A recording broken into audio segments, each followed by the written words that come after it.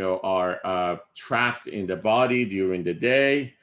Once we sleep, the spirits are, allowed to actually get out, and they get to roam around. Once we sleep, And the spirits are, hold on. And so they are, they get to roam around, they get to, go out and do what they need to do. But what happens is, Rumi believes that we get messages through our dreams. Our dreams are, they bring messages back to us. Whether we are conscious of the message and how we actually what we decide to do with the message in our conscious body is up to us, or how well we understand and receive these messages is, up to us. He also refers to the fact, and this is a hadith, that the brother of death is sleep. So if we sleep, it's as if we are dead, basically, because of the fact that our, spirit leaves our body, and then it again, returns back to it when when it's time. And he's going to refer to this dream again in, as a matter of fact, in the Farsi class, we're right now working on the story of the parrot and the merchant. And in there, he again brought up the concept of dreams and so forth. In book one, repeatedly, he's going to talk about this. And every time he elaborates further and further about this. And so that's that. I think we basically left right about here. Is there anything that I may have missed, or any points that anyone wants to bring in right now before we go into? That was a summary. All right, awesome. Yeah. So let's go into the tale about the caliph seeing Layli. Caliph is just, in this book, it spells it with a C. Sometimes I see it with a K. It's talking about a king, and a king who has visited Layli. So in Farsi poetry, there is an epic story, just like Romeo and Juliet, which is called Layli and Majnun. Majnun in Farsi means the crazy, the guy who's gone out of his mind. And Layli is just a name of a girl. The tale of Layli and Majnun is recited by a poet named Nizami, and a lot of other, poets slash mystical poets have referred to it, because the story is about submission of a lover to a beloved. And the interesting part about Nizami, if we were to ever discuss that together, I don't know whether we're going to do it in an English class or not, but if we do, I'll just bring this up, which is an interesting tale about it. Nizami has got two love stories, basically. One is called the Layli and Majnun, and the other one is called the Khosrow and Shirin. Khosrow is a Farsi name, and Shirin is a Farsi name for a woman. And the interesting part about it is that both of these stories end up in death. The lovers and the beloved, they both die. So in Layli and Majnun, the first thing is that that Layli dies, and Majnun, once he visits her grave, he dies. In the story of Khosrow and Shirin, Khosrow dies first, and Shirin visits the grave, and then she takes a knife and kills herself on top of Khosrow's grave. So I'm not going to go into the mystical, understanding of it, but another interesting part about these two women is the fact that Layli was a woman who fell in love after the resurrection of Islam in Iran, and Shirin is a woman who fell in love before Islam came to Iran. And there is an interesting dynamic between the two stories, they end up in the same way, but the dynamics of how the stories are told are different. For instance, I don't want to get away from this story, but for instance, just to give you guys a glimpse of this, in Layli and Majnun, Majnun gets to go to Mecca because his father wants him to get well. So he takes him on a pilgrimage to Mecca. And what happens there is that the first thing that he, his father, and it's a beautiful tale as the poet, does a great job of explaining this. So the first thing, once Majnun sees the site of the holy Kaaba or that, the house of God, his father tells him that this is where you go. If you want anything to be granted to you, this is the place.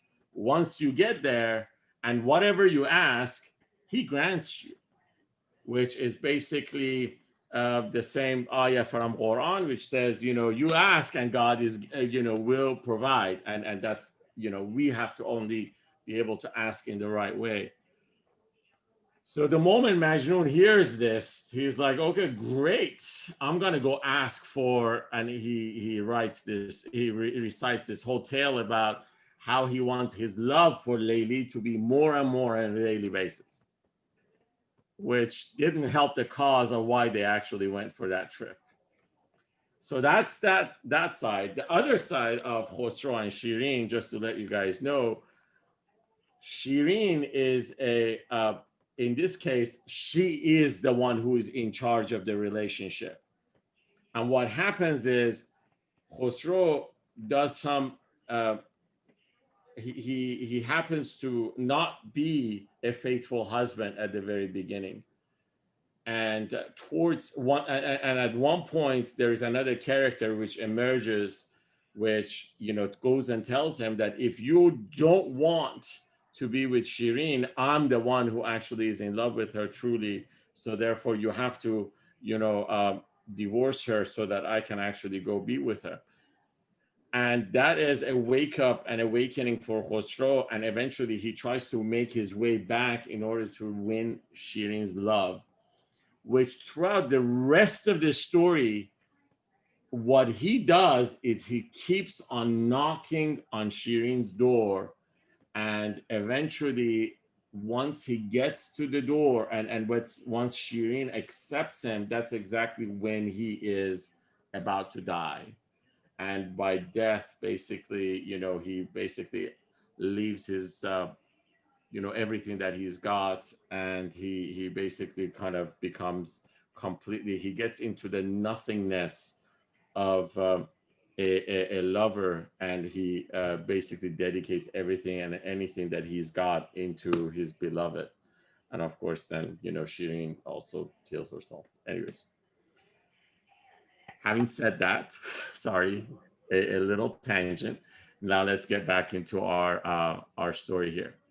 So the Khalifa said to Layli, and by the way, apparently, Layli, not Shirin, but Layli is not necessarily a gorgeous woman in this case. Gorgeous in the sense that when others see her, they're not too impressed by her, but they're all impressed about the fact that why is Majnun so fond of her? Was apparently very unkept. I'm sorry? She was unkept, in addition to not being pretty. From what is And what do you mean by unkept? unkept? Like her hair was always messed up. She never took care of herself. She wouldn't take care of herself. That's right. Yeah. Yeah. So the Khalifa said to Layli, you are the one who left Majnun bewildered and undone, but you don't seem remarkable to me. And she said, you need Majnun's own eyes to see. So basically what he says is that in eyes of Majnun, I am the beautiful one. And you need those pair of eyes to see me. Other than that, you cannot see my beauty. These two lines are fairly important because Rumi keeps talking about the fact that we need to change our glasses and we need to see correctly in our lives into, what we're looking at. Most of the time he blames us for not seeing the truth or not understanding it, because we are so tainted, our vision is so tainted by different glasses that we put on. So these glasses are, and just to reiterate on this, we are speaking about the four elements that we have in our within ourselves, which is our mind, our ego, our heart, and our spirit or our souls. And what we know is that our spirit and our souls is coming from God, as God has, from the ayah in Quran which says "Nafakhtu min ruhi," so He has, He has put His breath into us. Our heart, we agreed, that is going to be the antenna or the transmission that actually gets and receives, the right messages from God. And then, in order for our earthly body to work, we need to have our mind and our ego to work together. And what they do, unfortunately, is that once they actually start gaining more and more power, they start doing a disservice for us, because they start overshadowing, and they put all these, as according to Rumi's words, they put these curtains on our hearts and our souls. That's why we keep forgetting our origins, and we get so tied up and worried about how things are looking for us on a daily basis. So Rumi believes that our mind is something that totally tricks us into what we think is the right thing or what we think is about to harm us. However, if we have had the opportunity to unveil what our heart and what our souls are capable of, we would know that we are always protected by the grace of God, and because of that, we will be all great and not have to worry about anything. So in this case, the reason he brings this up is that this king or this khalifa, the answer he gets is that you don't have Majnun's eyes, so therefore you can't see what he sees. And then he goes, to be awake to this world means to sleep. It's worse than sleep, in fact, and much more deep. So in a sense, Rumi is trying to tell us that anything that we see in this world is upside down. He doesn't believe that our happiness here is an eternal happiness. Our happiness most of the time comes from our ego and our mind. If we keep satisfying our ego, we feel we're happy. If our mind is telling us that we're, completely protected, we feel protected. But what Rumi tells us is that you need to start detaching yourself from that and start figuring out the essence of the unlimited power of God within yourselves. And in order to get that, we need to start unveiling what's behind all these curtains that the ego and the mind has put on us.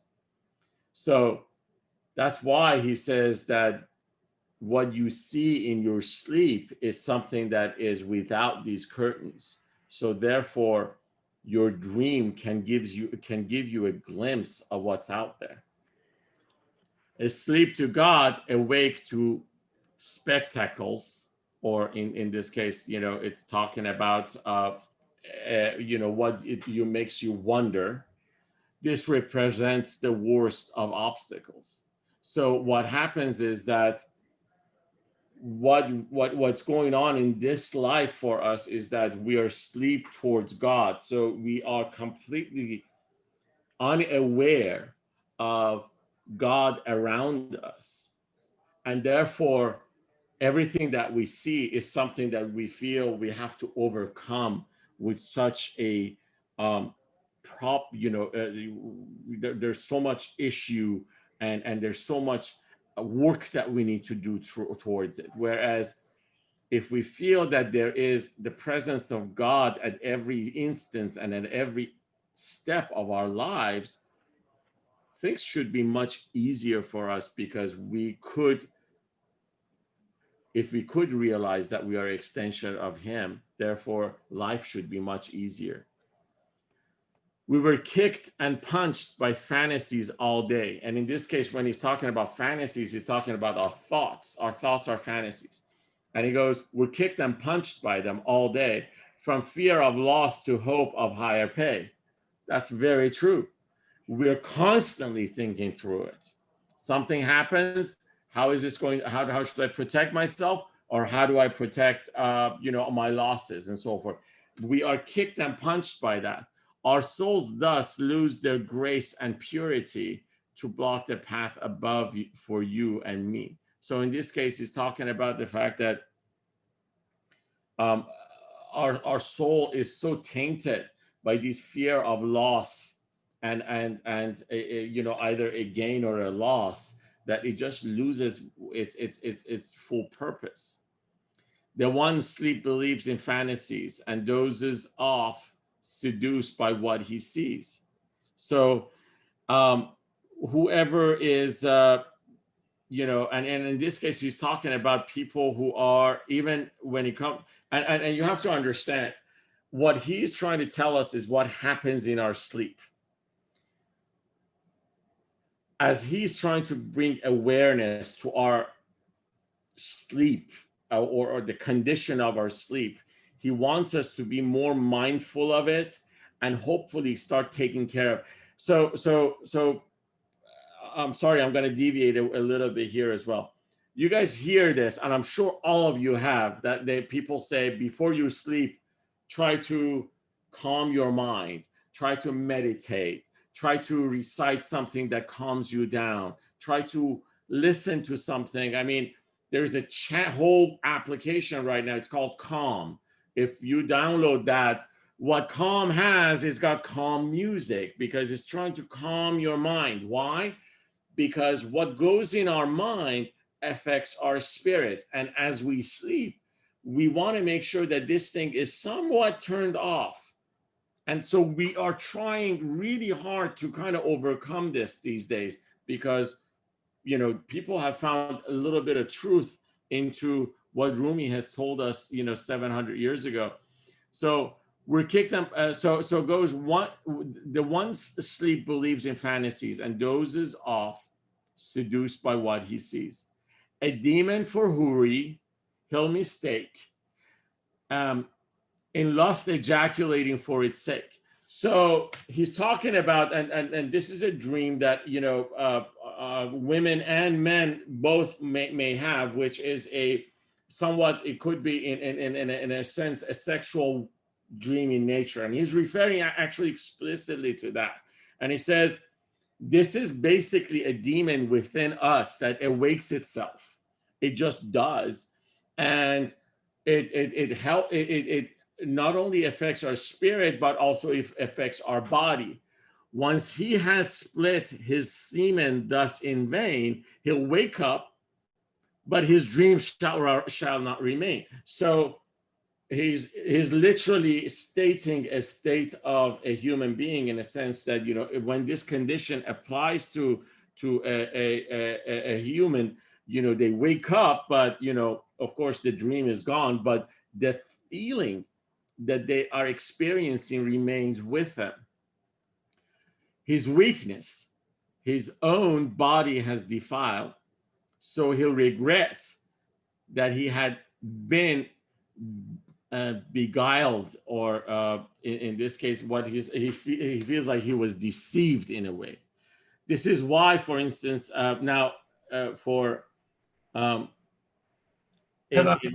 in the Muslim faith, for instance, one of the things is that a man or a woman, we need to wash ourselves after such incident or something like that, and now it makes a little bit more sense for us why such a order has come down, because the reality is that an impure experience has actually kind of come through us. Therefore, we want to, kind of try to go back and at least, bring some purity into our bodies. Rasul, did you want to say something?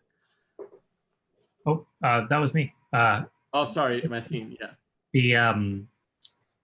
The one asleep, is this the person? Is this the person sleeping, or is this the person who is in the world but asleep? He is sleeping, just like, I mean, just us, a human being, and when they sleep. Okay. Let's This talk about that. Conventionally sleeping in a conventional sense. A complete conventional sense. Yeah, that's correct. Yeah.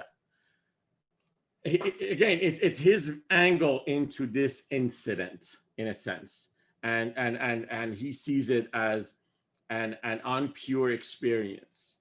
And if you notice, he actually brings the fact that it is a mistaken identity of a demon for a huri, and huri in this case is of course an angel or something like that. And of course, as a male, he's actually talking through this.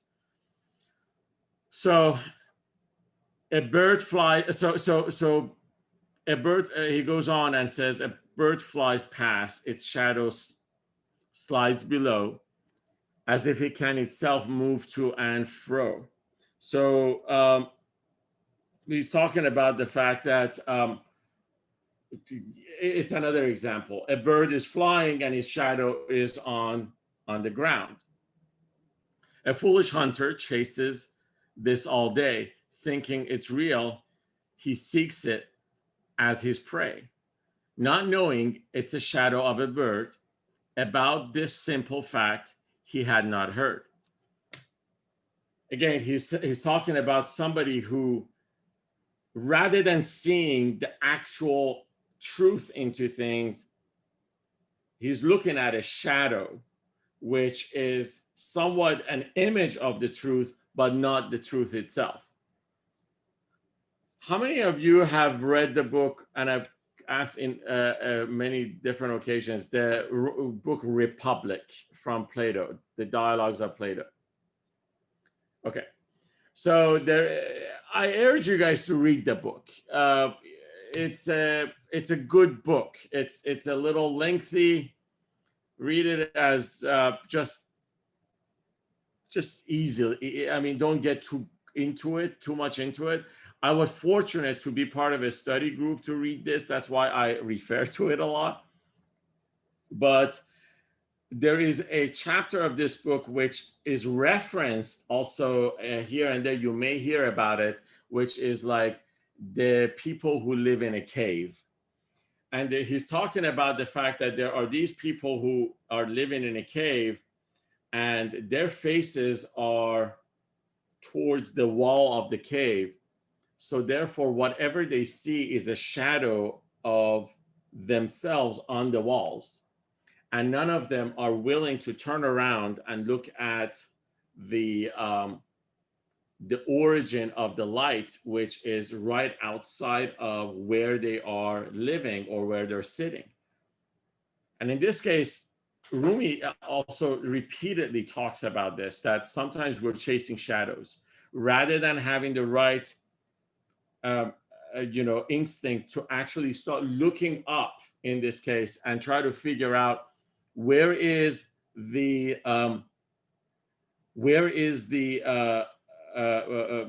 origin of the shadow, and what's the truth behind it. We just chase a shadow, and the problem is that the longer you chase the shadow, the more tired you get, but the shadow is something that you can never catch.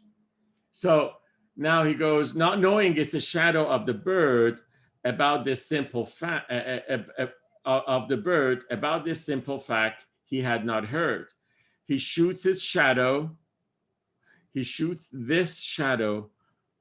with his hunting bow, empties his quiver for a phantom show. Just like his quiver, soon his life runs dry, wasted pursuing shadows, days pass by. Now he's utilizing this symbolism of the fact that he runs out of arrows, And the fact that our life is just like that. Sometimes all of our life, we're just chasing shadows, things that are not resembling the truth. And chasing shadows eventually is going to run us down, and our time is going to be up. And once our time is up, we're empty handed, left with no more arrows to hunt, and have nothing to show for. You have no arrow left, and you've been chasing the shadow instead of chasing the real thing. Absolutely. That's what it is. So just like his quiver, soon his life runs dry, wasted pursuing shadows, days pass by. But when the shades of God heals like a nurse, it frees one from the empty shadow's curse. So he says he gives us this. He keeps on also, as we are about to completely dislodge into hopelessness.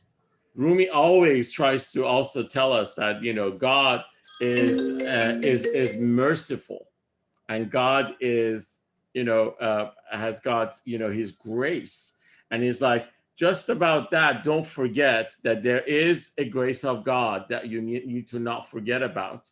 And eventually, so the shades of God will heal like a nurse. It frees one from empty shadows curse. This shades beneath each of God's chosen slaves. To this world dead, his life for God he saves. So in this case, he's talking about the fact that the true uh, uh, the true servants of God, their shadows are come to our aid. They would show us, at least with a little bit more sincerity, as far as where is it that we can actually go to actually get the best hunt, or at least get something that actually is worth our while. So he uses the words here of the chosen slave. uh, I'd rather call him the chosen uh, you know servants, or people who are completely in completely have been diluted into God's presence. To this world, to this world dead, his life for God he saves. Forget your doubts and follow this man's lead, so at the end of time you might be freed. This also kind of reflects about what happened to Rumi himself, the fact that there was one of these chosen souls who actually was able to show him the right path, and free him of what was completely entrapped in him. If you remember, we talked about the fact that Rumi was a scholar, he was a clergy, he was an imam, he was somebody that people would pray behind and all that. And then all of a sudden, when Shams emerged, Shams was able to bring this transformation into him, and eventually, he was able to see the truth into what was out there. And so how he makes shadows stretch shows this is right. For straits are proof of divine sun's light. Um, this part is an ayah from Quran, which is ayah 45 and 46 of the surah Furqan. I don't have the English interpretation of it. I'm gonna let me hold on a second if I can find it. Um,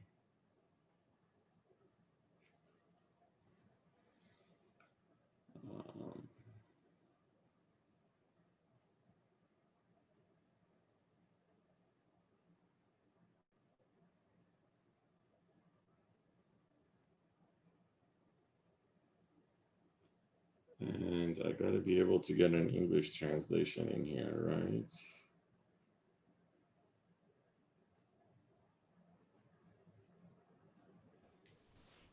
I think we have it. If you want me to read. Sure.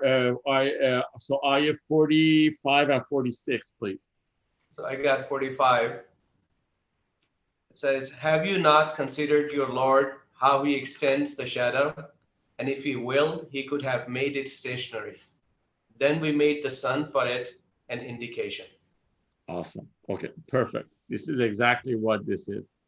So this line is total reference to those two ayahs. The fact that the shadow, it's God's intention and will in order to actually extend his shadow upon you. And in order for you to believe, if you have to have something to believe, that there is a source for the light, and for that shadow, it's the divine sun or the sun itself.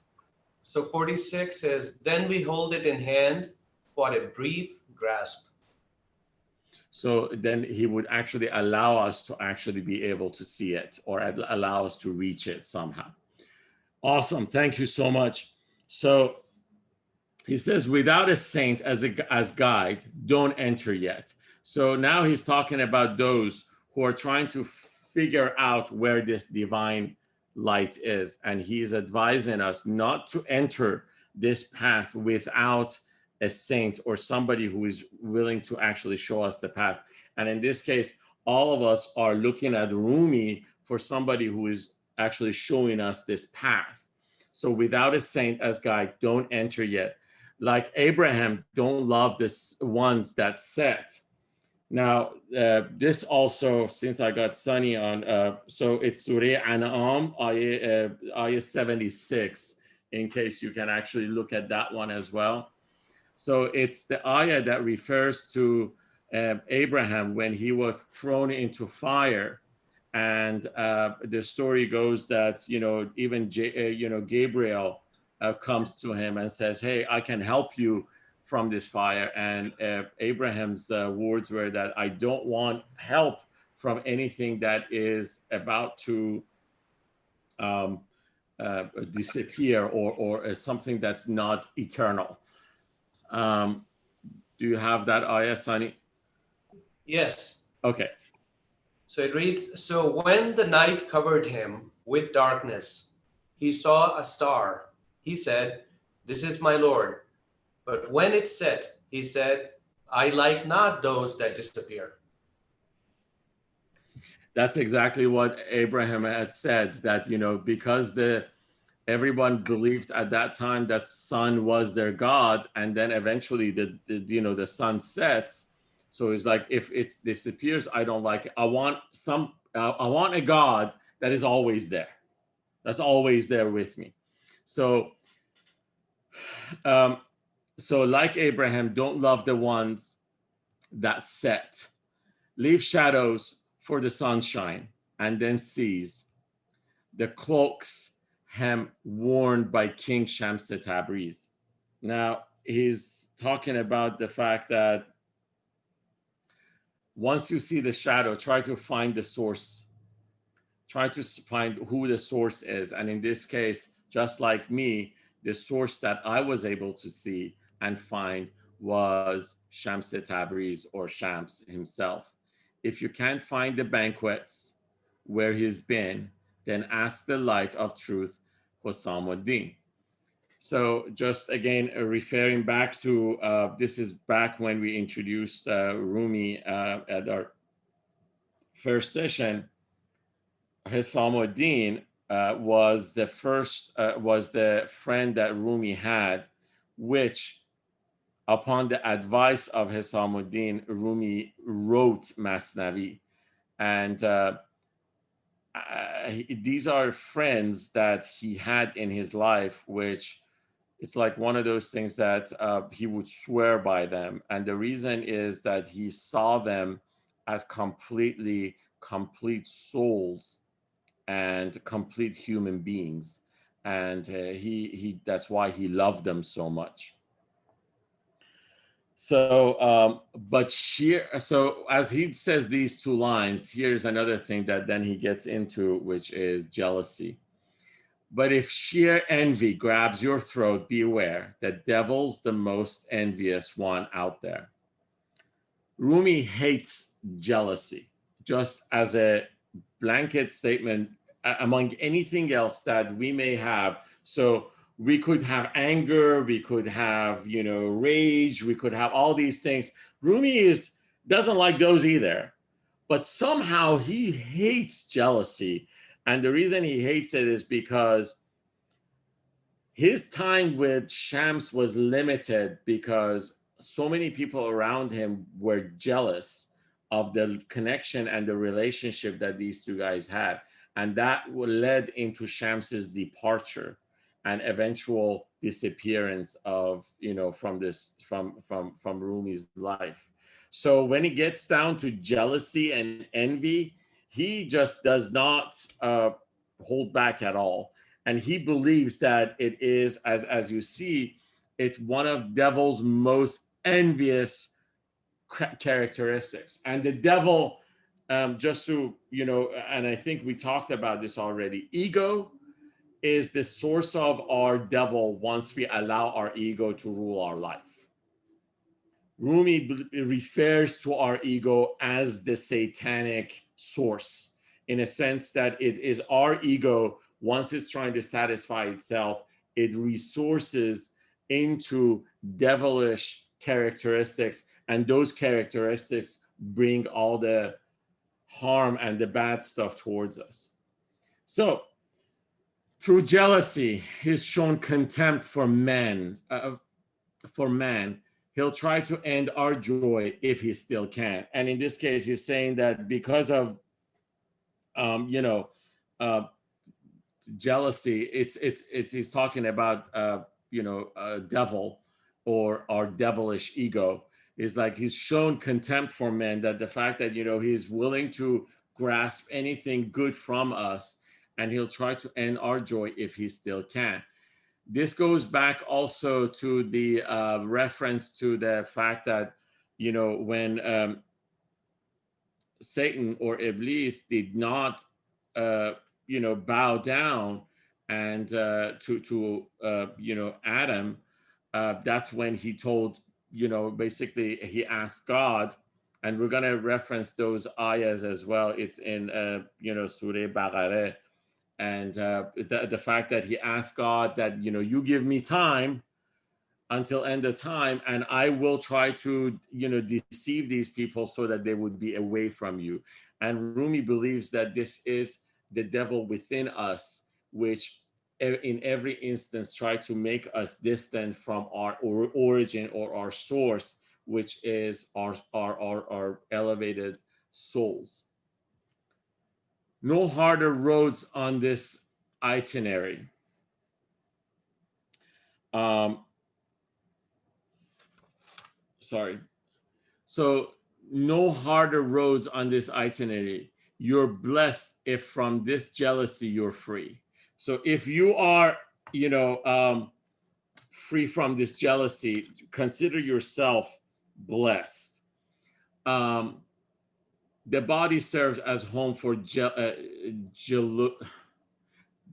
jealousies when what's inside is struck by this disease. So the home for jealousy is our body. That's why the ego. So we know the source of ego is our body itself. Our body, as long as it's alive and it functions, there is ego. And the source of that jealousy is the ego. So he's saying that that's why he's saying that the body serves as the home for jealousy.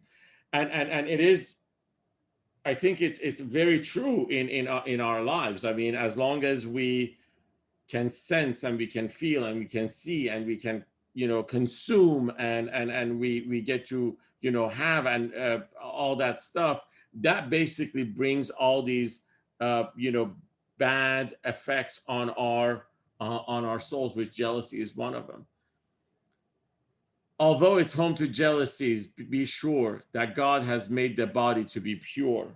So he's like, you remember that if still jealousy is something that affects your body, even the body itself is something that God has intended for it to be pure.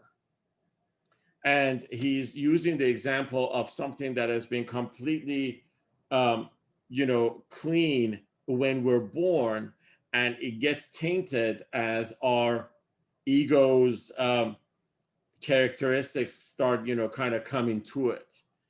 And, he's just referring to that.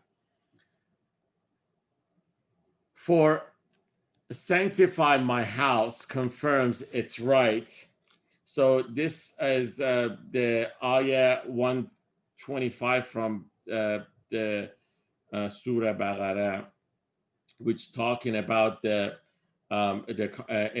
something between Abraham and Ishmael, where it says that God told them to clean my house so that the people who come for pilgrimage, they would be, that the house should be clean for them. And he's referring to that ayah in here, that for sanctify my house confirms its right, and earthly talismans can bring you light.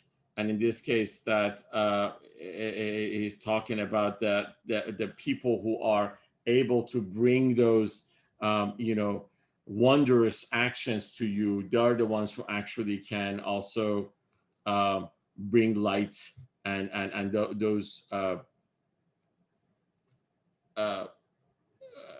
heavenly effects for you. Don't cheat these free. Don't cheat those free from envy in their souls.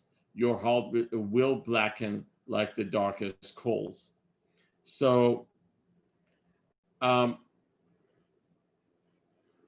he's like, let me look at the Farsi version of it.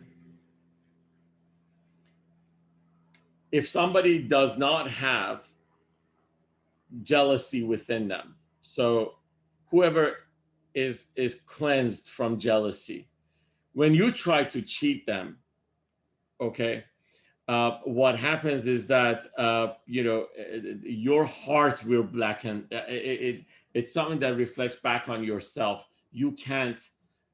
Your cheating on them doesn't necessarily gets on them. It's something that actually reflects back on you. Become instead the dirt on which they treat.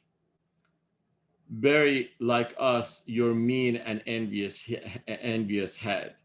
So in this case, he's talking about the fact that these elevated souls who have cleansed themselves from jealousy, treat them like, holy people, and, be the dirt on the path that they actually walk through and all. And basically try to control jealousy as much as you can, just like how we have done. And in this case, us is folks and elevated souls like Rumi himself. So, any questions about this passage? Any questions about jealousy? I have a question about the Farsi. So, what is the word envy in Farsi? Is it ughde? Hasad. Hasad. Isn't that jealousy? So, what's envy? Envy, actually, you're right. We use envy in English as a nice way. Like you say, oh, I'm envious of you, right? In this case, like in Farsi, envy means qebte khordan. Yeah, it's still a form of jealousy, but a little bit less, in a lesser degree. So what's ughde? Ughde is your hold on. Ughde is a serious condition. In a sense. It's a jealousy, I think, is within it, and I'm trying to figure out. Rasul or Mohsen, do you guys know what ughde is? I'm cheating right now. Let me see. So while Mr. Rasul is searching, Mohsen, I'm still not very sure if I understand what ego means. And I think Sister Mori had mentioned some book on the subject. I think honestly, it's one of the best books I've ever read. It's called Spiritual Gems of Islam, by Imam Jamal Rahman. I bought it since you I- recommended it. Did let you? me have let you- me I have it. You should read it. It's just honestly every Yeah. every chapter is less than 8 pages. so Got it. just Thank you. real quick, the ego is what we refer to as nafs. So the ayah that says Ya ayyatuha nafsul mutma'inna irji'i ila rabbik radiyatan marziya fadkhuli fi ibadi fadkhuli jannati. So in this case, nafsul mutma'inna are the connected souls. Okay. Now Rumi uses the word nafs a lot. Okay. And I'm translating nafs into ego. Okay. And the reason that I'm translating it is because there is no place. That's a harsh statement. Very, very, very seldom. That's a correct statement. Very, very, very seldom. Rumi refers to nafs as something that's good. He hates nafs. He wishes he didn't have it. We will get to this passage eventually that he says, if you can grab your nafs and tie it up, you can't kill it, but tie it up so it can't do anything. So I don't know if that helps or not. That's what I'm translating into ego. Can I have can, it, yeah. can I say something? I think from my reading of that and some other stuff, I've always thought of ego as self-centeredness.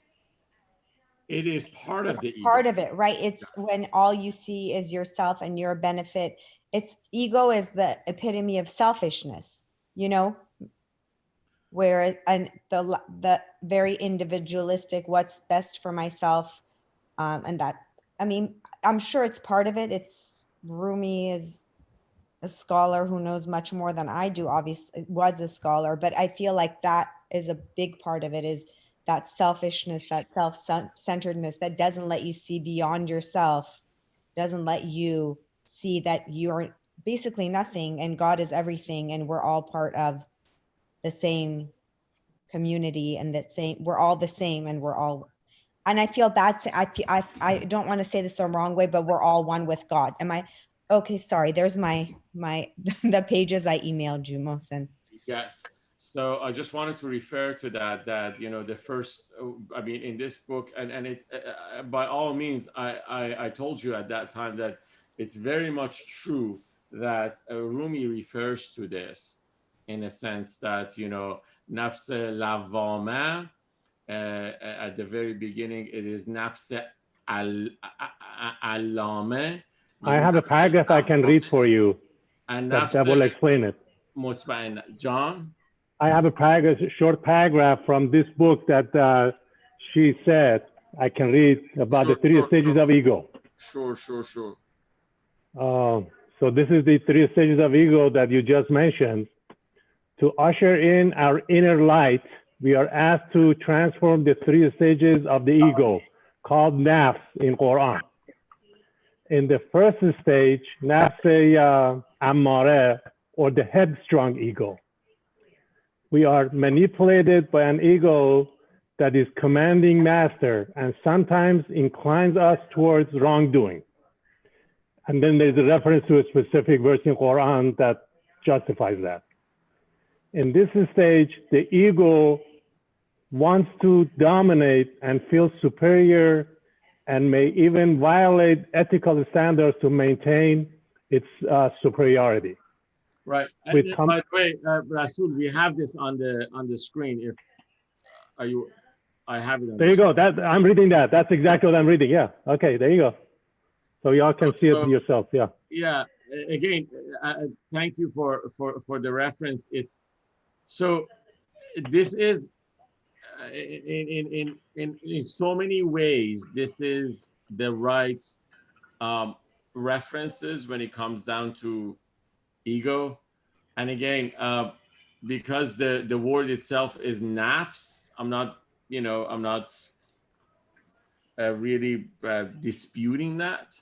one way or another. I don't know what else would I translate nafs into in English other than ego.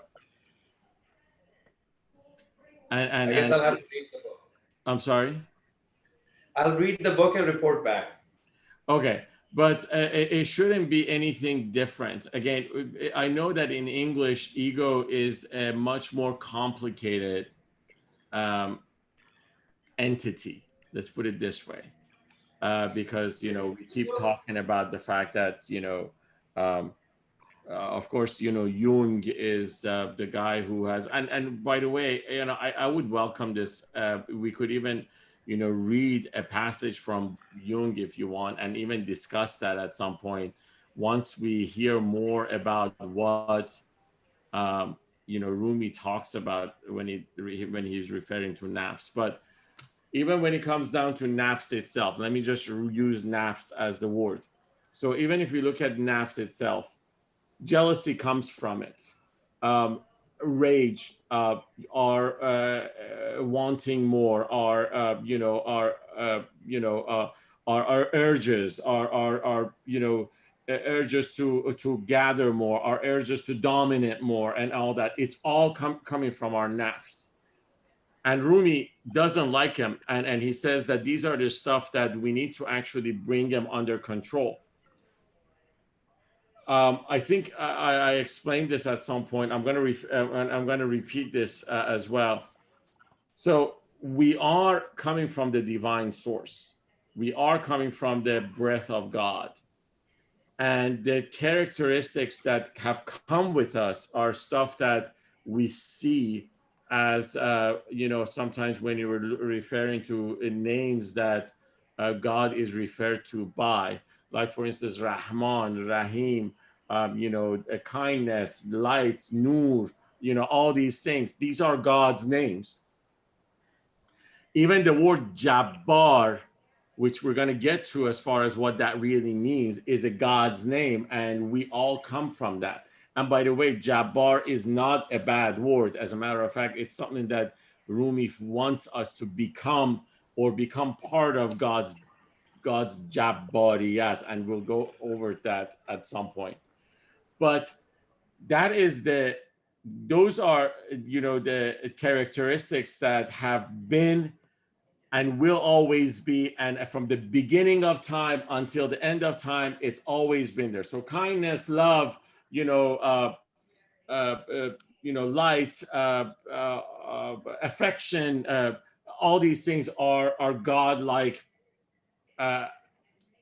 godlike characteristics. Now, when we were created, so when a human being was created, the other characteristics that were created with it are characteristics that form human beings. Like when Adam and Eve were created, they first realized that they had choice, and once choice came into into the picture, our ego showed up because we had a choice. We were deciding. They decided to eat from the forbidden fruit. And then they were, downgraded to come to Earth. And once they were in Earth, it was their sons, which they became jealous of each other. So jealousy showed up. And then one killed the other. So murder showed up.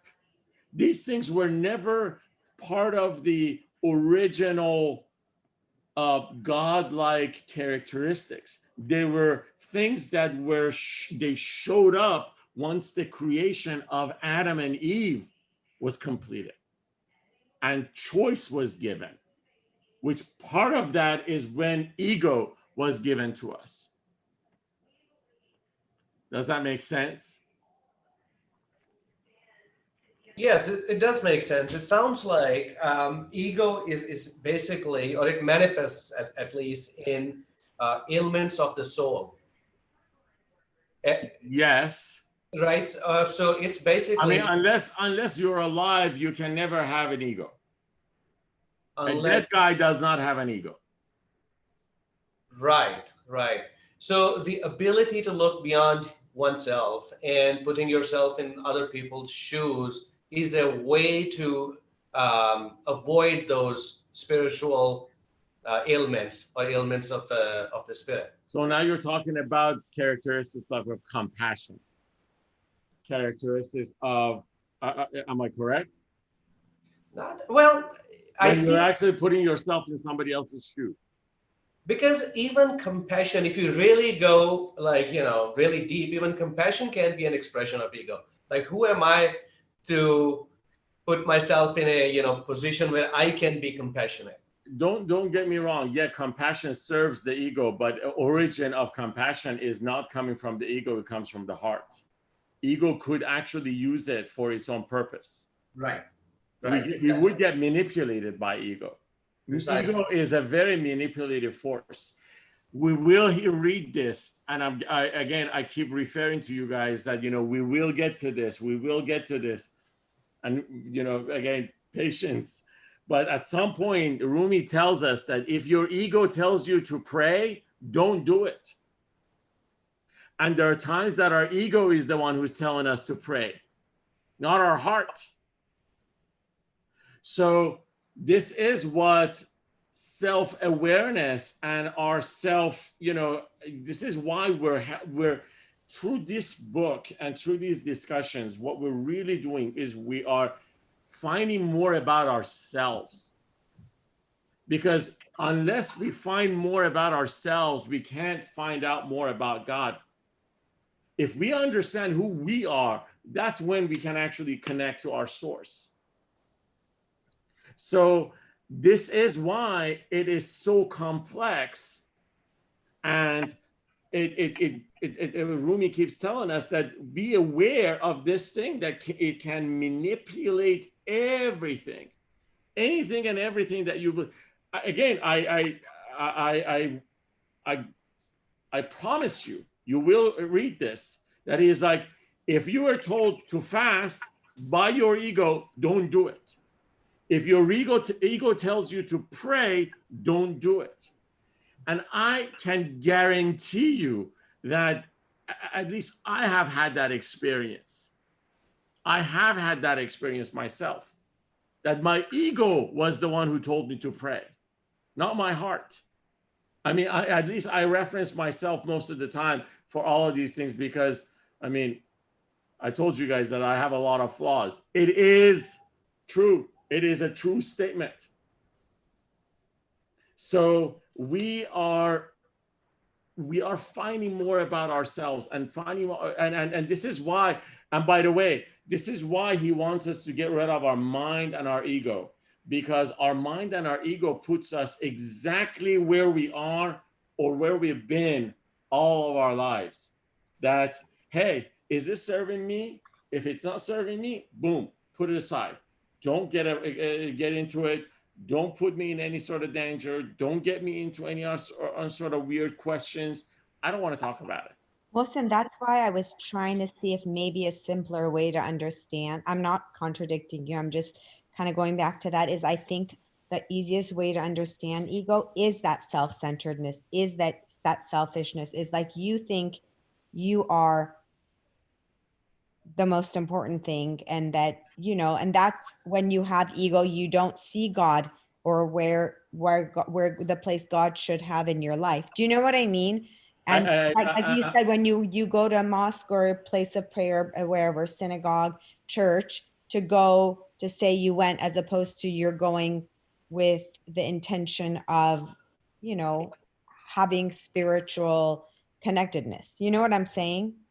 So I think that's why a lot, and I think if you read that book, that when it jumps into that chapter and talks about ego, he's a very good author. He's a very, very easy read.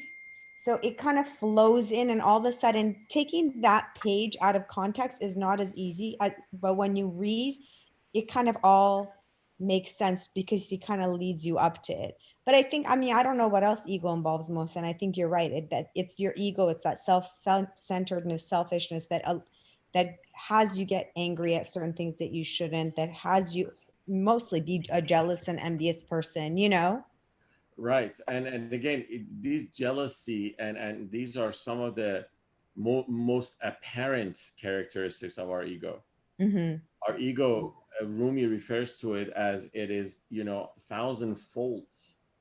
I mean, for us to understand it's going to take a long time. It will take a long time. So, So Mohsen, go ahead. does he talk about how to differentiate when ego is in charge and when a pure heart is He making? does. He gives us examples of it. But again, I will, I'm going to, so I have read the Farsi version of Masnavi a couple of times. I know Mr. Mehjedian has read it once with us. Throughout the entire sixth book, he keeps talking and giving us more and more characteristics of how this ego works.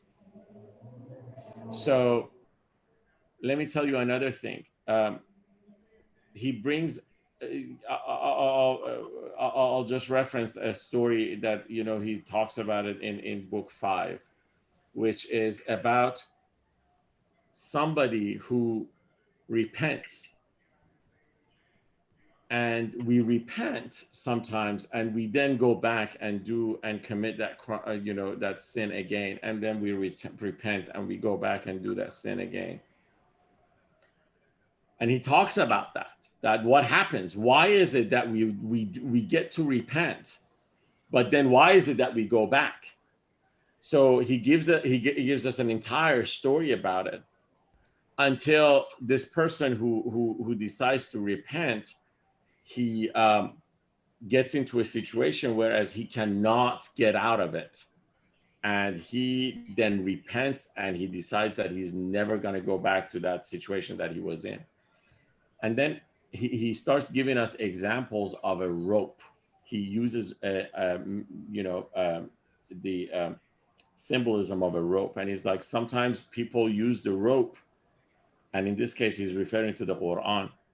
He's like, sometimes people use the rope to get out of a well. However, there are times that people use this rope to go into a well. Now, imagine this. He's using the word rope as a reference to Quran, and he's so true. We know this. In our lifetime, we have had people who use Quran in order to actually do the wrong thing. And there are some people who were actually enlightened by it, and they have been able to actually see the light of God. So the fact of the matter is that in order for us to understand the complexity of this egocentric being that we are, and it is correct, we are here to serve ourselves. As a matter of fact, that's why so for instance, you're talking about love. In order for you to love somebody, you have to first love yourself. That is something that, in every, psychology book, you hear. But people feel that is jealousy. No, that's not. I'm sorry, that's selfishness. That's not selfishness. That's the fact that when you love, you become one with the essence that you were created from. That means that you find God within yourself and you become one with it. That's why you are able to love it. So once you love that and become one with it, then you're able to actually love another, because you become so inclusive that you can bring another person into it. And love is the greatest form of oneness, or tawheed. When we're talking about tawheed, we always believe that, for instance, the word tawheed means that there's only one God. That's how at least I was taught when I was in Iran and I was in school, that there's only one God. All right, I agree. There's only one God. There can't be another. But Rumi teaches us another form of Tawheed, which is you dissolving into one, and you become one with that. And therefore, there is no you, it's all him. And that is the one that encompasses you. So in order for you to dissolve into another person, and be one, you cannot refer to you anymore. The fact that I'm referring to me right now is because there is an ego here that keeps talking about, and he keeps talking, and there is a me here. You guys will again hear another story. We will get to it. It's about a lover and another beloved. That the guy goes and knocks on his in this case a girl's door and says, and the girl says, "Who is on the other side?" It's like, "It's me," and she goes, "You know what? You can't come in because there's only one person allowed in here. So you can't be a me and I be a me and then we get together. No, you have to completely be dissolved into me. So we are one." So then he goes for a year, he comes back, he knocks again, and the girlfriend asks again, "Who is on the other side?" And so, "Oh, it's you on the other side as well. So there's no me anymore." And then she goes, "Okay, why don't you then come in? Now that you have completely let go of the I." So again, it is I'm just, again, we've got to be patient with, he's just given us, bits and pieces of understanding this ego. That's why I know sometimes we run out of patience as well, and I would as well too, but we've got to be patient. I can only tell you that sometimes even through his words, there are certain ayahs from the Quran that I hear and I'm like, "Oh my God, this is what this means. This is how it's actually reflecting on me and how it actually impacts me and my life." And it's beautiful. Mohsen, Yes. can I go back and explain what that ode is for a minute? Sure. So literally, it means a complex or a knot, like not like that, but in a deeper level, it means an envious situation that has festered in you and hardened and essentially made a knot in your heart that is not easy to let go because it's there, it's festered. That's what it literally means, that word. So it's, like you said, it's a much worse than envy. It is you're right. It's a very complex form of jealousy. It's a complex form of envy. Yeah, you're right. Yeah. Thank you. Which, the funny part is this. If somebody come and tells me, let's say somebody comes and tells me and calls me stingy. If I somehow in my deep ego have got any reference that I identify with being stingy, what he tells me or what she tells me is going to really hurt me. We read that last week. Yes. So that's Same right. thing. Yeah. So the fact of the matter is that this is us finding out about us, what is deep down within our ego, and as you mentioned, and unhooking these nuts and try to eventually, kind of allowing to let go and be able to completely be free. So that's why he is referring to this story as well, because this story is a extreme example of jealousy. Think about that. In this case, he's talking about somebody who is willing to, break his own nose, get all mutilated and humiliated in front of people, get exiled and all that, because he is having a wrong vision into God's divine plan, and he is jealous of somebody else's faith. And therefore, he's trying to get them to destroy themselves. This is why he uses such extreme examples, because he wants to show how powerful these forces are. And they're within us. We possess them. Okay, let's go forward. Are you guys tired? No. We're good. I always have to ask that. So, all right. So, explanation of the vizier's jealousy. So, that base vizier, and in this case, that he's using the word base because base is the very bottom of everything. He's talking. Basically, it's like he's calling him a lowlife. It's like that base vizier, the spawn of jealousies, wasting his faculties on vanities. Hope that his bitter envies, poisonous breath would make the souls of poor men meet their death.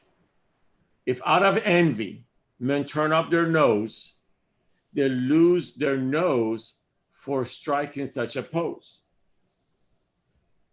So he's what he's referring to in this one line. He's talking about the fact that he's not talking about nose. He's talking about a vision out of envy. So he's talking about hasad bini, and bini in Farsi means nose. So he's actually, the translation is way off. So what he's saying is that if a person has got a vision out of jealousy, so if your vision into the world is out of jealousy, what's going to happen is that you will eventually lose the ability of you to see well and hear the divine source.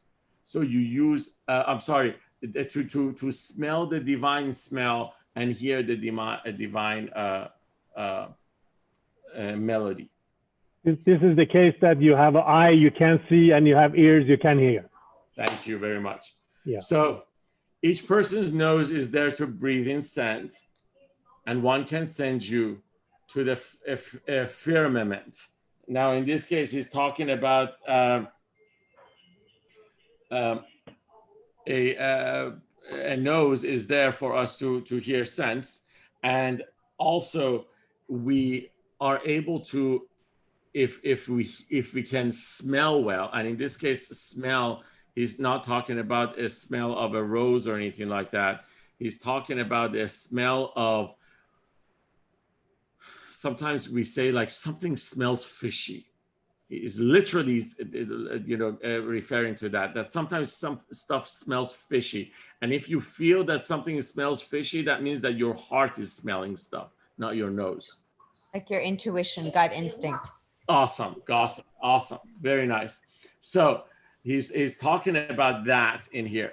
So whoever lacks it must forsake his nose. So if you can't have this intuition, let go of your nose. Now, forsake doesn't mean that you peel it off, but it's like, you've got to train this holy scent through which the spirit grows. So you need to start figuring out how is it that I can actually bring these, and thank you for the word, better intuitions into my soul so that my heart can smell these. And should he catch a whiff, but not sing praise. And in this case, if you get a little bit of that intuition, and if you don't thank God that's what he's saying, his nose will be devoured for his sick ways, and eventually God is going to take away that intuition from you. So you have to be aware of anything that God opens your heart to, and also if you don't recognize that, and if you are not thankful for it, God will take it away. Therefore, give thanks and serve all grateful folk. To live on, be as dead as dust and smoke. And he's talking about the fact that we always have to be in a position to give thanks to God and be, have grace. And by the way, we hear this a lot in the Western self-help lectures, like Tony Robbins. In most of his lectures, if you actually hear, he talks about have grace. They talk about this very openly. And that is because of the fact that they realize this is one of the keys into understanding ourselves and understanding God's connection and God's affection for us. So he's saying that give thanks and serve all grateful folk. And in this case, be thankful for the people who were helping you, show this way to you. And in this case, it's Rumi himself, to live on, be as dead as dust and smoke. And he's saying that try to be not dead as dust. Rumi tells us that you need to die. And we're going to talk about this later on as far as what does it mean to die. He says you need to die before you die. And the reason he says that you need to die before you die, which is a saying by, I think, Imam Ali, which says, Muto qabla an tamuto. So you have to die before you die. And the reason he says that is because dying while you're alive means that you die from all of your ego's characteristics. You die from jealousy. You kill that within you. You die your wanting more. You die your attachment. You kill all these attachments and all that. So die before you die. Don't waylay others like this sly vizier. From ritual prayer, don't tempt away those near. So now he's specifically referring to the fact that don't be like this guy. Don't deceive folks around you, and don't try to do something that people will turn away from worship and doing prayers. And in this case, it's deceiving, and how you actually could deceive folks from the right path. He acted holy, but he was a fake. Remember, the vizier is the one who's told them that he's a devoted Christian. He's like, he acted holy, but he was a fake, like using garlic on an almond cake. And basically, the way he did it is, he's using the fact that you have such a beautiful pastry and you actually put garlic on it, and it just takes away everything that is nice about it. And remember, he believes that there is sweetness, and this divine sweetness, in every religion. He does believe that all religions all end up knocking on one door, and that is the door of oneness with God. So therefore, he's just saying that the worst thing that you can do is, like, whoever, with whatever belief they have, you make him so that they would turn away from prayers. Okay. So the perceptive Christians see through the vizier's plot. So apparently, some people, let's read through it. Apparently, some people, Before you go on, just for a clarification. So the vizier was jealous. He acted out of jealous. He was jealous of the Christians then, because of their sincerity. Yes. Okay. So again, remember, he's referring to the vizier and also the king as Jewish people, and he's referring to the Christians of some people who actually had the Christian faith. And I'm just, I guess, referring to our conversation 2-3 weeks ago, that if you remember, that's where he used the example of this king having a double sights. So he something that was one, he saw him as two. Yeah. So he goes, judging his words with taste buds well refined, a few sensed sweet and bitter were combined. So there were people who started listening to him, and they figured in his words that there were sweetness and there were things that they may not have liked, but they were all together. He mixed the words of saints with those of cheats, like hiding poison in amongst the sweets. So this guy would say things kind of in a sense that he didn't want people to understand him well. So he would give him a little bit of this and a little bit of that. Okay. Like the hiding poison amongst the sweets. So he seemed to say, stand firm while on the way, but to their soul, be weak, he'd really say.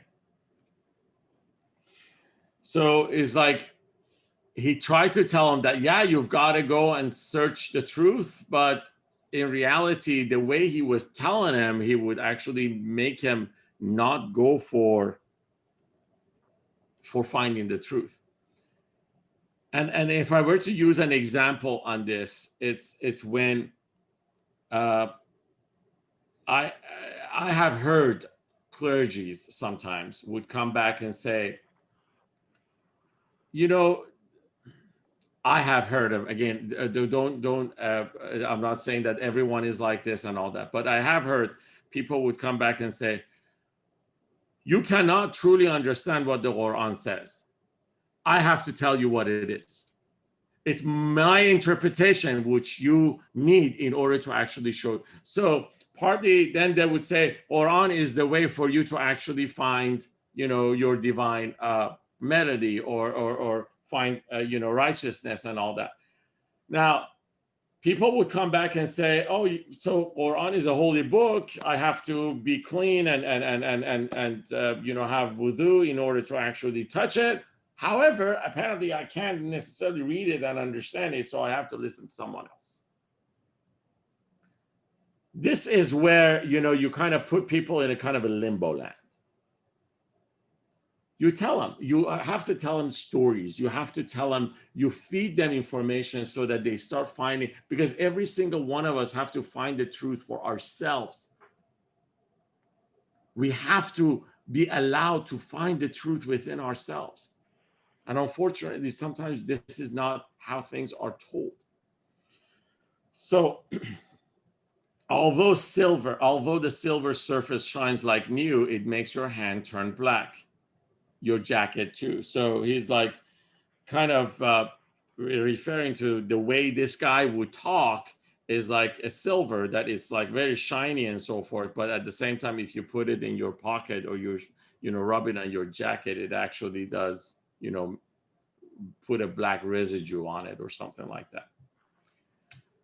Though fired by yellow flames, each man discerns, watch how it turns to black, all things it burns. So again, it's talking about when things are not explained and to its complete way, and when you actually put people in a kind of a position, because the reality is that you can tell people how fire is going to cook and burn and all that stuff. However, you can also keep them at a specific distance, whereas they can never cook and they wouldn't get warm, but they would get the dust. Mohsen, isn't it also talking about basically things, what I think things are not what they appear? Like the silver looks shiny, but it can stain That's true. you. Do you know what I mean? Same thing with the fire, you know? That's true. Or the next line, the lightning helps people see, but it can also make you blind because it's not what it seems. That's very true. The fact of the matter is, now remember, he's talking about someone who is playing a double-edged sword with these guys. With the vizier, and he's exactly. giving examples like that to them. They're like somebody who is keeping a little bit of the truth and giving him a little bit, so that, you know, he would keep himself at a stronger position in respect to their opinion and all. Actually, Maury, can you read the rest? All right, as long as my kids don't come screaming in the background when I'm not Sure. muted. Watch how, so through fire, though you read that part, watch how it turns to black, all things it burns. Though lightning helps us see by shining bright, it's also known for robbing men of sight. For those who didn't know how they could check, his words became a halter around their neck. The 6 years he spent absent from his king, to Christians he claimed safety he would bring. People surrendered heart and soul to him. They would have died to satisfy his whim. Okay, very good. Thank you. So basically what he's basically coming back and says that for 6 years, this is how much he did it. The reason he's bringing this story as a length of time, he brings a length of time into it, is that he wants to tell us that the disservice to folks or to people is not done overnight. This is something that evil souls plan, and they act on it, and they act in such way that, you know, they first put a belief into it, and then eventually start kind of working and hardening that belief, and little by little people go forward and all that stuff. And so it takes time. I want to make sure we all understand that, because it also applies to our life now. Our life, if we believe that right now we are living in, let's just say, again, for sake of argument, we think that, you know, we are living in a just society. Okay, if we do believe that, then our understanding of the world is from that angle. If we believe that we're not just in a just society, or we're not in a just world, it just didn't happen yesterday or the day before or the year before. This is something that was incoming. Where did we become aware of it is the question. And sometimes we become aware of things when things are touching our ego in a wrong way. Think about that. Again, just as just a food for thought. But the fact of the matter is that darkness just doesn't show up one day on your door and knock. It's something that plans, and it keeps integrating into your daily lives, and eventually it manifests itself to something that you then go, oh, holy cow, it's here. Okay. Can you please read the rest as well? Sure. The king corresponds secretly with the vizier, but with the king he still would correspond. The king wrote secretly, thus kept their bond. With this aim, finally he wrote that they like worthless dust should soon be blown away. Of all my ministers, you are the best. Now I'm to put my mind at rest. He answered, please observe, your majesty, the cause for Christianity. Awesome. So let's go for next one as well. Okay, explanation of the 12 divisions of the Christians. The Christians had agreed a leading role for 12 of them to whom they gave control. Each Christian group chose one and then obeyed, expecting that through him they'd be repaid. But through their leaders, whom they'd all revere, they also came to follow this vizier. Trusting that through his teachings they'd be saved, they'd imitate the way this man behaved. And every leader would have gladly died to please this man whom they all glorified. So the king is following this through. I hope, you know, you promised me that, hey, these guys are going to start killing themselves. When is that happening? Are we still on track? And, you know, the vizier says, yes, we are on track. And now he's talking about the fact that there were 12 groups or 12 tribes that they were all living together in this case. And Vizier decided that he's going to actually put them into a position so that they would start questioning each other. So basically, it's a divide and conquer plan. Okay. Now, Mateen, do you want to read some stuff as well, please? Thank you, Maury. Sure. Yeah. To every tribe. To every tribe he sent a document, but what each scroll contained was different. They each set separate rules to be obeyed and contradicted points the others made. In one it said, the fast and discipline are needed for repentance to begin. The next said, discipline's no use to you, resort to being liberal as I do. Another, fasting and asceticism both really are a form of polytheism. Okay, so basically he decided that, hey, there are 12 of these guys. Let me just write 12 different sets of instructions for them. Or in a way, if these guys had the Bible as a form of reference, he decided to actually break the Bible into 12 different versions. So then he starts giving them different, versions of what he wanted them to believe. In this case, And yes.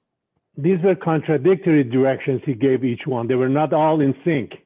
So that's correct. But imagine this: if you're That's how they started fighting.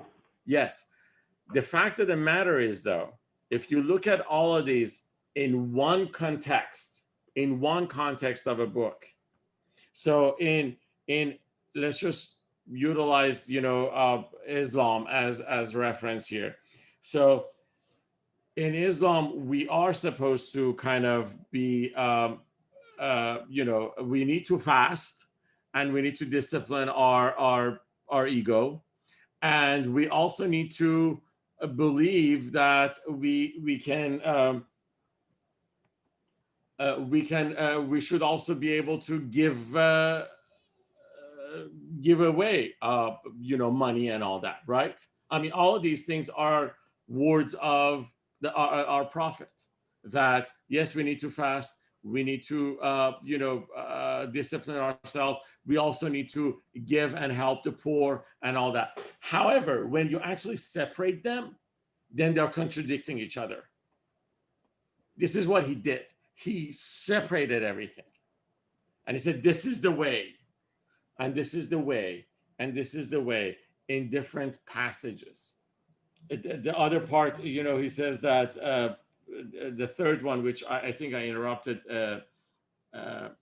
Mateen, if you can actually please read the rest as you were going. Sorry. Oh, sure. Where am I? Both. So another fasting and polytheism. Oh yeah, you should. Another fasting and asceticism both really are a form of polytheism. You should have trust in fate, abandon cares. In ease and hardship, all you'll find are snares. Very good. So again, remember, this is also part of us, believing the fact that, yeah, we also should have trust into the fact that, hey, we need to trust into God. The fact that God is going to guide us in the right path. All of these, again, in one context, they all make sense. If you separate them, they don't make sense at all. It's a complete separation of orders in a way. Please go ahead. Sorry. In one, he wrote, God's service is a must to prove beyond a doubt your total trust. The next said, end prescription and command. It's just to show we're weak that things are banned. Once we've observed our weakness through their light, we'll then appreciate God's power and might. The next one said, ignore your weakness. Don't be ungrateful for God's kindness. Give thanks for strength and sing his praise aloud. Of God's most generous gift, you should be proud. The next one said, don't look at either one. Things visible are idols you must shun. So again, all of these are you have to get rid of your idols. You have to get rid of your anything that actually brings your attention away from God and all that. I just want to make sure that as we're reciting them, that we are going through and realizing, okay, where this all how when they're separated they look different, but if they're again the same, they make sense. Sunny, do you want to? Thank you, Mateen. Sunny, do you want to recite some of them, please? And also Aziza as well, if she likes to. Okay. Of God's most generous. Go ahead. Sorry? Yeah, go ahead. Of God's most generous gifts, you should be proud. The next one said, don't look at either one. Things visible are idols you must shun. The next said, don't blow out this candle's flame.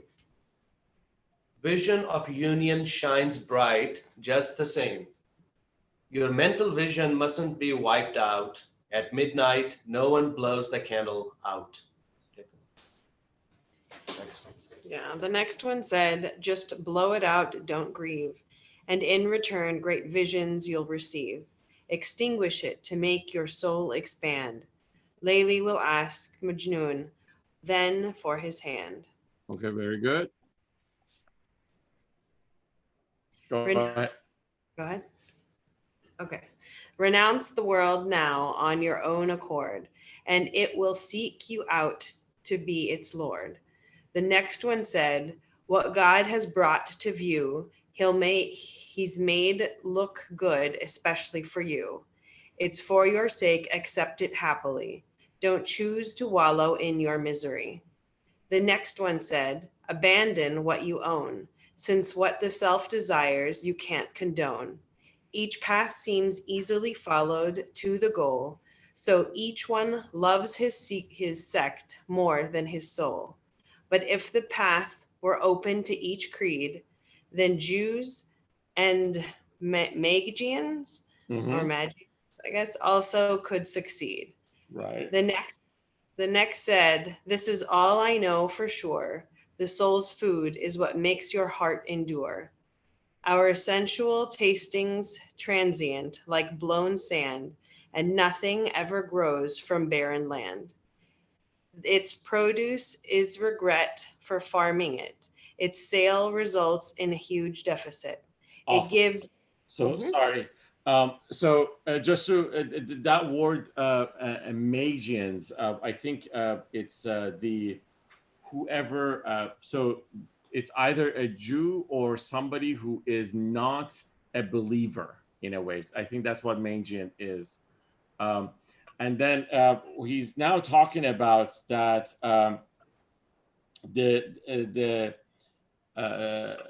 the when he where is it so our soul is can get um, can get produce, or it can get its food in a way when we actually start living life in the right way.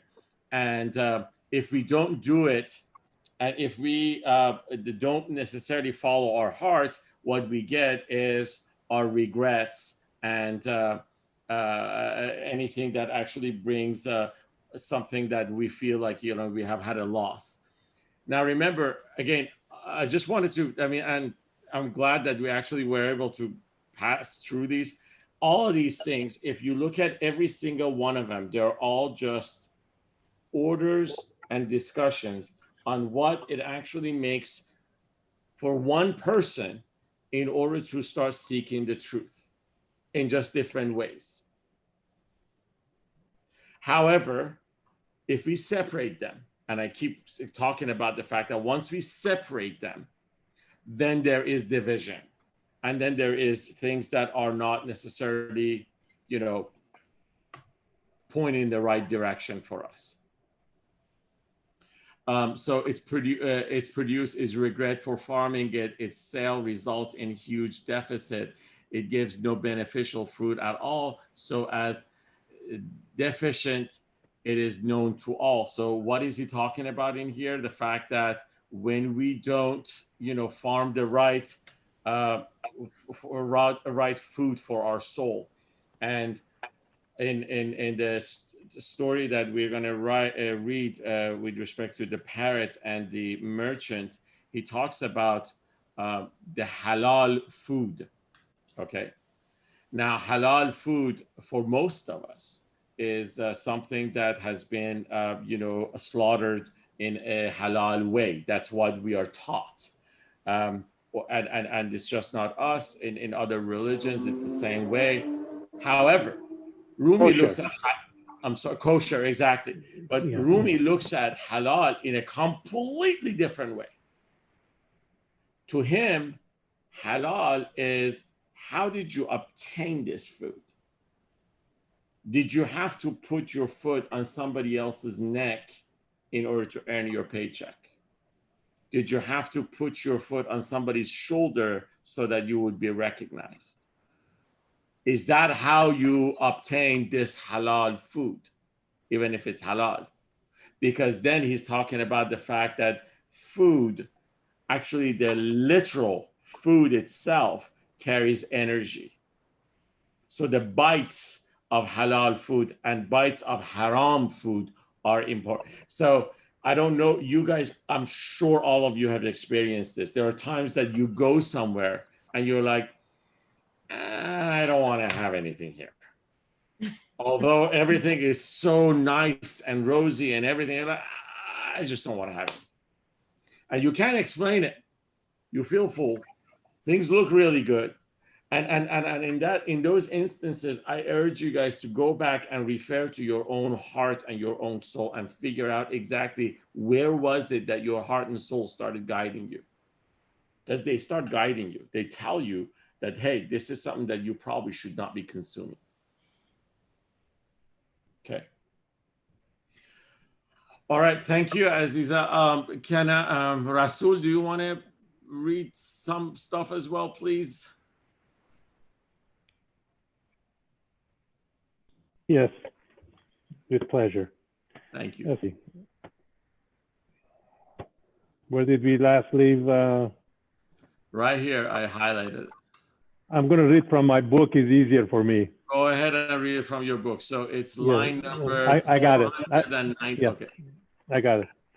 Choose what's favorable from what is not, to know the end result before it's sought. Seek out the trusty guide, the next one said. You can't tell what's in front just by your head. Each sect had thought that they could see the goal. They fell in error deep inside a hole. If everyone could know what to expect, there wouldn't be dispute between each sect. The next said, you're the perfect guide, please rise. For others, only you can recognize. Become a man, don't be a foolish clown. Hold up your head, don't turn your gaze back down. Okay, so real quick. So if you notice, again, these words are all words of wisdom. We all talk about the fact that there are times that you need to totally trust yourself, go forward and experience life. And there are times that you have to trust another to hold your hand in order to take you through the journey and all that. So all of these are experiences in life. They are all together. We get to use this is where we use our judgments, and our judgments are supposed to get our heart to point in the right direction or help us point the right direction. But sometimes we are, and if we actually only take one without the other, then we're completely mistaken. Okay, go ahead, please, if you would. The next set, all around is unity. Just cross-eyed wretches see duality. The next said, how can millions equal one? That's just what madmen like to claim for fun. And so for their rivals' views, each group would blame. One's meat and poison never judged the same. Awesome. Go ahead. Until you can transcend the differences, you'll never breathe in union's fragrances. Such different scrolls, each written in his style, the foe of Jesus wrote with all his guile. Awesome. So basically, all of these stuff that he actually put in front of them, you know, all of them were ways of Jesus. However, they were all supposed to be together, yet he actually separated them all into 12 different books for these 12 different tribes. Okay. Now, I'm gonna have to stop right about here. So Bless your heart. What we sorry. Oh, thank you guys again for your patience. So next week we're gonna go, because what he's gonna get into, this thing is gonna get interesting, because he now has to give these books to these tribes and get them to follow him, follow the books. And somehow he's got to actually infuse division into these people and get them to be deceived completely and so forth. And again, as if you are reviewing this, and if you're going back to look at this, and hopefully between now and next week, please look at it from perspective of how these words and that we just read are affecting our world today, and also it's affecting us as humans, just one, each of us, each of ourselves. Which one of these did we take and not take the other? Which one of these did we actually look at, whereas we ignored another? And what was our understanding of it? Because the moment we ignored one, that means that we don't agree with it. That's what I mean by ignorance. So again, I'm gonna take a leap of faith and say something here. So let's just say that a group are out there who just believe that they have to constantly help people and do good for them and all that. And there's another group who believe that they constantly have to pray to God. Both of these groups are doing exactly almost the same thing in different ways, in different forms. But was it, I mean, and the question for us is that, was it the time that we took one and didn't take the other? We liked one and didn't like the other. How did we within ourselves created those divisions, if we did? I'm going to exemplify myself again. I'm going to tell you that at some point, I was like, this is the way and no other, and this is wrong. I'm going to say I was wrong. And it's the wrong thought process that at some point it hurt me rather than helping me in my life. The fact of the matter is that not being able to, and the glasses that I was wearing was completely bad. I mean, they were just completely tainted into not seeing another a beauty into another practice, or a beauty into another form. So it is basically what Rumi is trying to instigate in us, within ourselves, so that we can start figuring out what they are, peeling it out, finding out what it is, and healing it, and then go forward. And eventually, one by one, we're going to dismantle our ego, so that our ego can't necessarily get to us, because it can come and get to you very easily. Mm-hmm. It's been doing that for the past, 30, 40, 50 years. It has been doing that. I mean, believe it or not. Okay. Thank you. Thank you. Have a great night. Good night. Thank you, everybody. Have a good evening. Good night. Good night. Bye-bye. Good night.